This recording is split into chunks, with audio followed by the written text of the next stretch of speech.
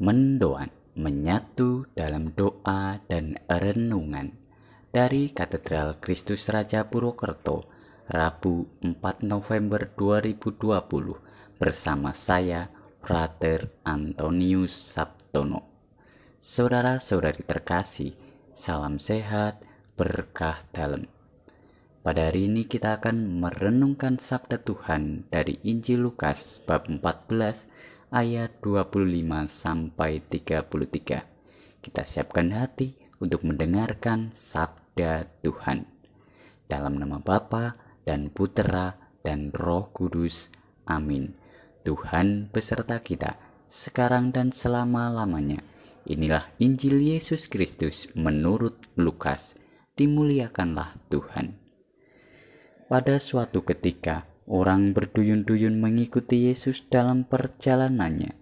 Sambil berpaling, Yesus berkata kepada mereka, "Jika seorang datang kepadaku dan ia tidak membenci bapaknya, ibunya, istrinya, anak-anaknya, saudara-saudarinya, bahkan nyawanya sendiri, ia tidak dapat menjadi muridku. Barang siapa tidak memanggul salibnya dan mengikuti aku, ia tidak dapat menjadi muridku.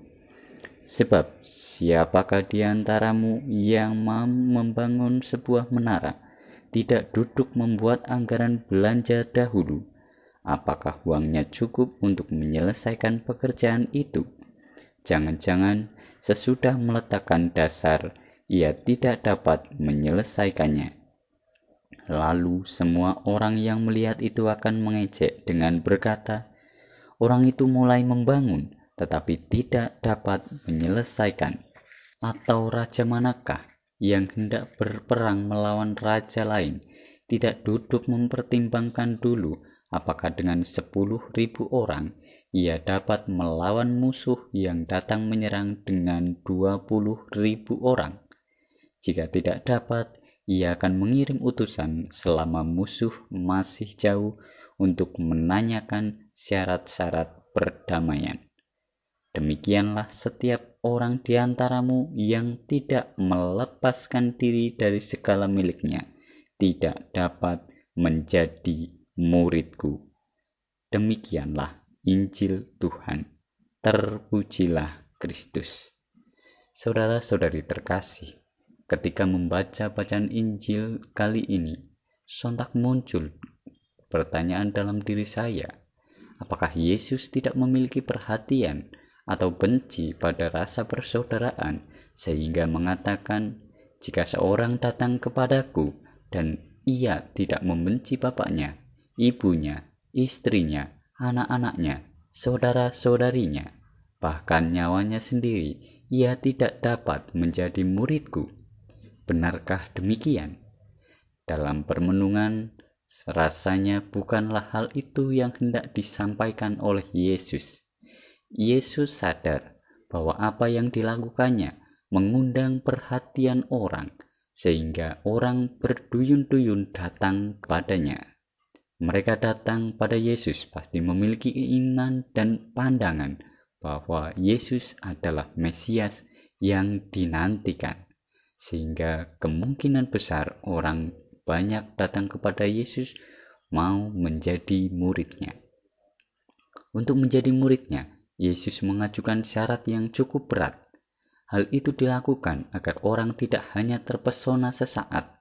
Karena itulah Yesus mengajak orang yang ingin menjadi muridnya memiliki semangat radikal, totalitas, lepas bebas dari relasi demi nilai yang lebih tinggi. Ada buku yang mengatakan membenci orang tuanya demi Allah ialah orang yang lebih mementingkan nilai ilahi daripada nilai yang berlaku di dunia. Disinilah orang diajak untuk menundukkan relasi keluarga demi sesuatu yang lebih tinggi. Maka mari kita mohon rahmat dari Allah agar kita juga dapat menjadi murid-murid yang mengikuti Yesus dengan radikal dan mengutamakan nilai-nilai ilahi yang lebih tinggi dan mengesampingkan kepentingan pribadi. Dimuliakanlah Tuhan kini dan sepanjang masa. Amin.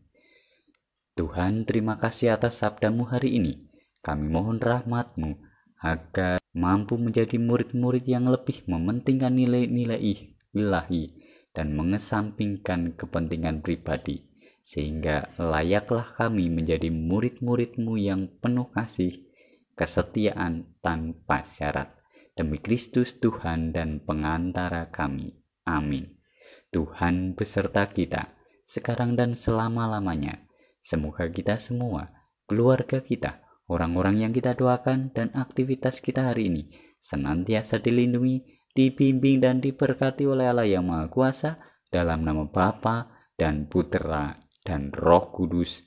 Amin. Selamat beraktivitas. Tuhan memberkati. Salam mendoan.